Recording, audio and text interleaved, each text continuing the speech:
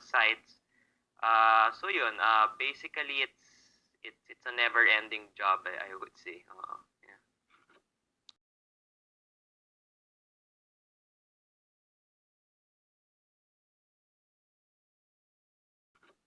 So, sabi mo nga stressful. How do you cope with that? Yeah, so parang actually also, if you take a look, maraming bata sa amin na, let's say, mid-30s, nakikita mo na may white hair na. If you were to describe yourself as a trader, what would be your like yung risk appetite mo? Do you know take huge risks or a much more balanced approach? It's it's really it's really a balance, I would say. Um, because at the end of the day, we're given liberty to do whatever we want. If I lose a big amount of money, okay lang sa boss ko, basta ma-explain ko na maayos kung ba't ko ginawa to, ginawa yun. But the problem is, at the end of the day, it's a very sensitive position because you're making and losing a lot of money. So, sometimes when you're losing too much, sabihin ng management, you're too aggressive, you're too Sometimes when you're not making enough, sabihin nila, duwag ka naman, you're not doing anything. So, it's really a balance. I would say I'm more of the aggressive side. I think that's why they hired me kasi I was young, more of nothing to lose. So, during those 3 years, by the average, ano yung income mo na nakuha by trading? Like, you mean income for the bank? So our trading desk, I think on average per year, made something like around something like $9 to $12 oh, a year. a year. Yeah. Hmm. So, how to become like a trader? What qualities kailangan? I think you have to be very analytical. Kailangan your mind is like people say I'm so quiet sometimes na but the reality is ang dami ko kasing iniisip.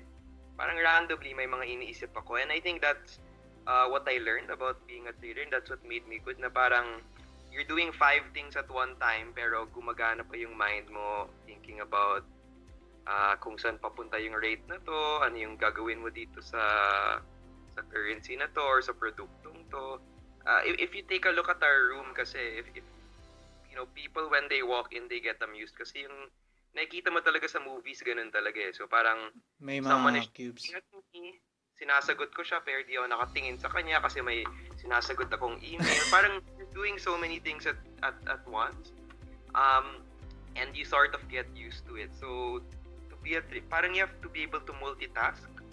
What you're talking about is different from what you're thinking, is different from what you're writing, is different from what you're so I think is you have to be kailangan magaling ka mag-multitask, and yun nga, as I said, very analytical ka mag-isip, hindi lang dahil gusto mo bilhin tong product na to or gusto mo ibenta. Kailangan at the end of the day, pag tinanong ka ng boss, you can very well explain.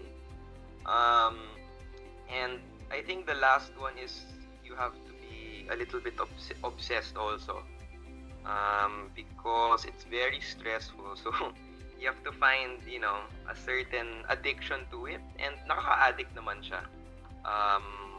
At the end of the day, it's like you're playing a video game that never ends also, di ba? So I think also kailangan mas malakas ang loob mo, and you don't get rattled, because as I was trading, as I said, ang dami kong ginagawa. Imagine sinisigawan ka ng ibang tao, ng boss mo, tapos gumagalaw yung market. The way the market works din kasi is I have mga speaker box. Speaker So box. imagine mo, that's how we trade it. So we trade other things electronically, but let's say the dollar peso spot and swaps market, may mga what they call broker box yun.